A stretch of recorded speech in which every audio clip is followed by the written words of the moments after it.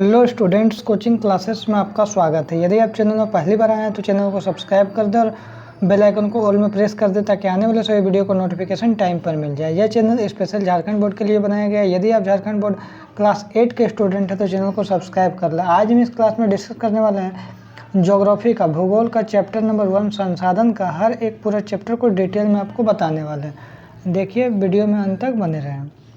सबसे पहले यहाँ पर बोल रहा है संसाधन क्या है उसके बारे में हम लोग देखेंगे। तो बोल रहा है साजिया अपने घर के आंगन में लगे पानी के नल को बार बार खोलकर पानी से खेल रहे थे। ये साजिया नाम की जो लड़की है वो घर के आंगन में क्या कर रही थी, नल को बार बार खोलकर पानी से खेल रहे थे। यह देखकर आंगन में उसके दादाजी ने था, उसका कौन था, दादाजी ने था, बोला बेटा पानी बर्बाद मत करो, यह एक संसाधन है। तो ये इससे क्या समझ में आ रहा है, हमारा जो पानी क्या है, एक संसाधन है।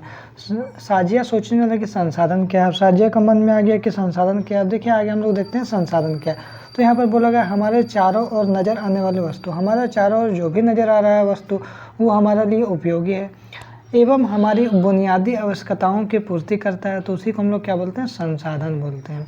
आगे देखिए, हम लोग कपड़े धोने एवं नहाने के लिए साबुन तथा पानी का प्रयोग करते हैं। घर से स्कूल जाने के लिए रिक्शा या मोटर गाड़ी का, अध्ययन के लिए पाठ्यपुस्तक का, खाने में हरी सब्जियां एवं अनाज का उपयोग करते हैं। जो भी हमारा ज़रूरत को पूरा करता है उसको हम लोग क्या बोलते हैं, ये सभी संसाधन है। मान लीजिए हमको अध्ययन करेंगे तो उसके लिए पाठ्य पुस्तक जरूरी है, खाने के लिए हरी सब्जी जरूरी है, स्कूल जाना है तो रिक्शा या मोटर गाड़ी जरूरी है, नहाने के लिए पानी जरूरी है। तो ये सब हमारे लिए क्या है, ज़रूरत को पूरा कर रहा है तो संसाधन हो जाएगा। आगे देखिए, जो संसाधन जो शब्द है अंग्रेजी के रिसोर्स शब्द से लिया गया है। इसका हिंदी रूपांतरण है। यह दो शब्दों री अर्थात पुनः और सोर्स मतलब साधन से मिलकर बना है।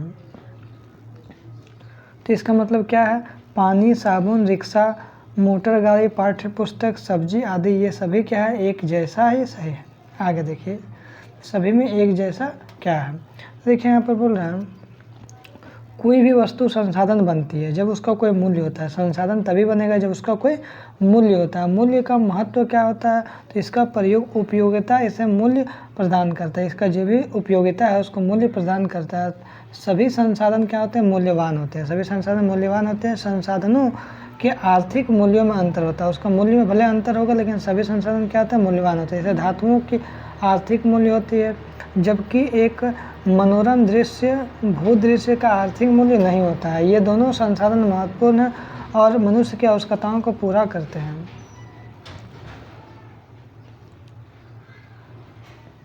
यहाँ देखिए, कुछ संसाधन समय के साथ आर्थिक रूप में मूल्यवान हो सकते हैं। दादी माँ के घरेलू नुस्खों का आज कोई वाणिज्यिक मूल्य नहीं है। जो पहले जो आपका घरेलू देता था आयुर्वेदिक, वो आज के टाइम में उसका कोई मूल्य नहीं है। लेकिन यदि वे पेटेंट रहता है, विचार या आविष्कार का एकमात्र अधिकार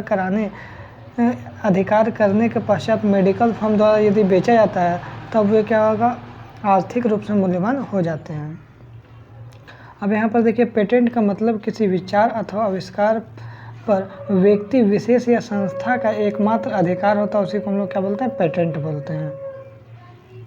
आगे यदि देखा जाए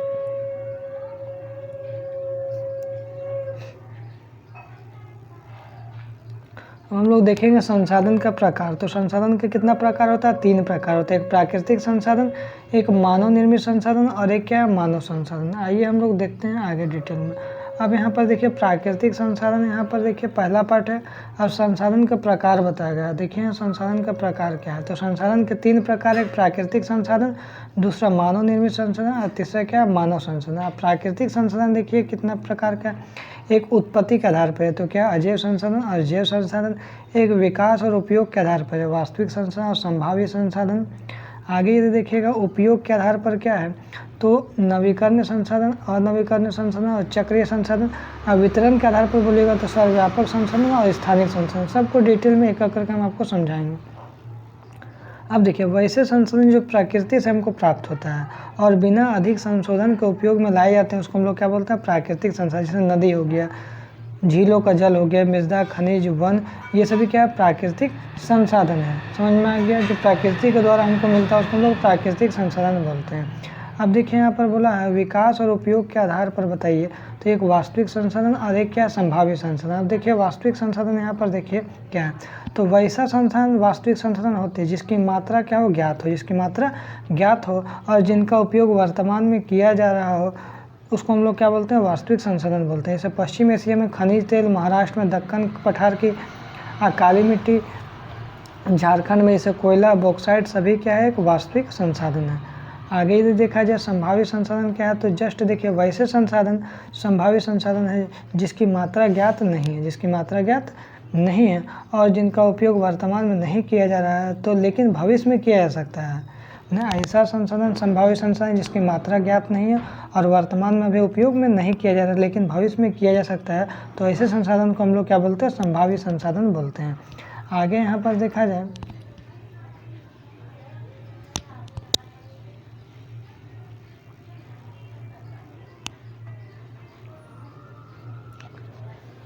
अब देखिए यहाँ दूसरा हम देख रहे थे उत्पत्ति के आधार पर। देखिए एक अजैव संसाधन होता है, एक जैव संसाधन होता है। अब इसको थोड़ा समझते हैं।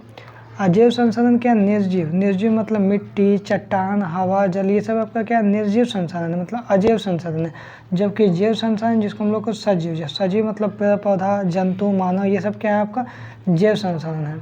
आगे देखिए अब एक उपयोग के आधार पर नवीकरण, अनवीकरण और चक्रीय संसाधन क्या है उसको देखते हैं। तो देखिए नवीकरण संसाधन वैसे संसाधन नवीकरण संसाधन कहलाते हैं इसकी शीघ्रता से नवीकरण हो जाता है, अर्थात उसको हम लोग बार बार प्रयोग किया जा सकता है। जैसे सौर ऊर्जा, पवन ऊर्जा, ये सब क्या है कभी भी समाप्त होने वाला नहीं है, असीमित है, इसलिए हम लोग इसको क्या बोलते हैं, नवीकरणीय संसाधन बोलते हैं। अब देखिए अनवीकरण संसाधन वैसे संसाधन अनवीकरण संसाधन कहलाते हैं जिसके भंडारण क्या हो, सीमित हो, जो एक बार यदि खत्म हो जाएगा तो उसको बनने में लाखों साल लग जाता है, तो एक बार समाप्त होने के बाद उसे नवीकरण होने के लिए लाखों वर्ष लग जाते हैं। तो इस प्रकार का हम लोग संसाधन को हम लोग अनवीकरणीय संसाधन बोलते हैं। अब चक्रीय संसाधन क्या, कुछ संसाधन ऐसे होते हैं जिसका उपयोग बार बार किया जाता है तो उसको हम लोग क्या बोलते हैं, चक्रीय संसाधन बोलते हैं। अब वितरण के आधार पर हम लोग क्या देखेंगे, सर्वव्यापक संसाधन और स्थानिक संसाधन हम लोग देखेंगे।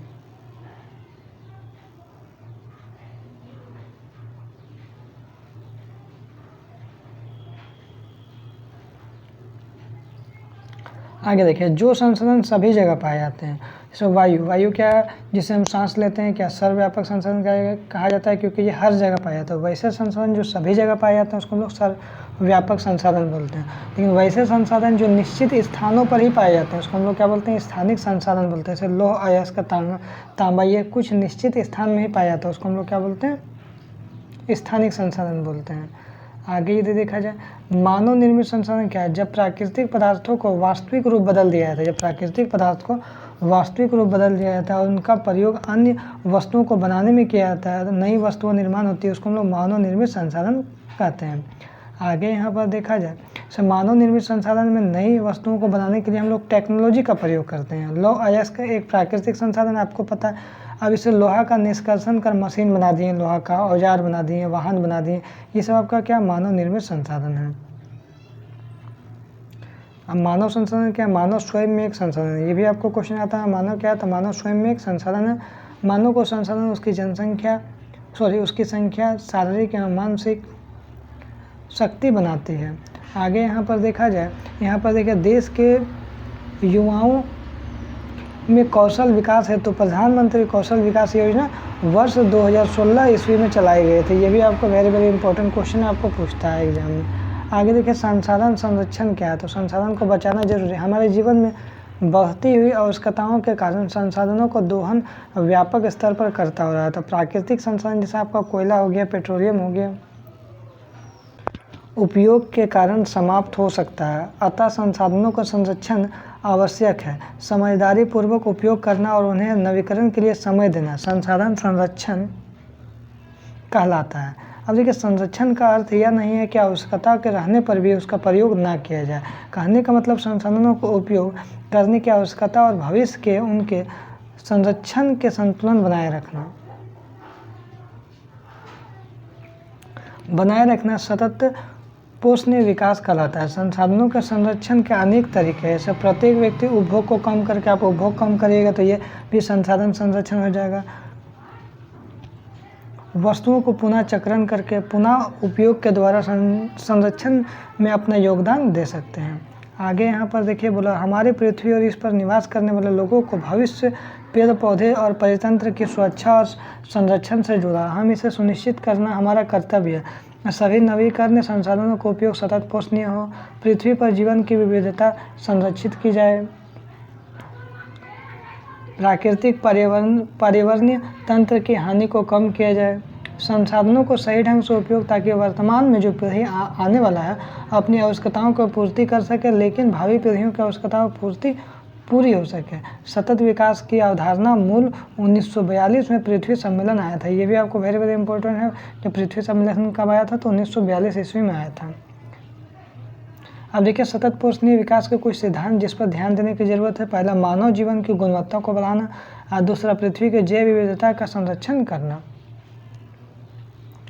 आगे देखिए, प्राकृतिक संसाधनों का दुरुस्त सदुपयोग करना, सांस्कृतिक विविधता का संरक्षण, संसाधनों को पुनः उपयोग करना, पर्यावरण के प्रति व्यक्तिगत व्यवहार और अभ्यास में परिवर्तन, और समुदायों को अपने पर्यावरण की देखभाल करने योग्य बनाना।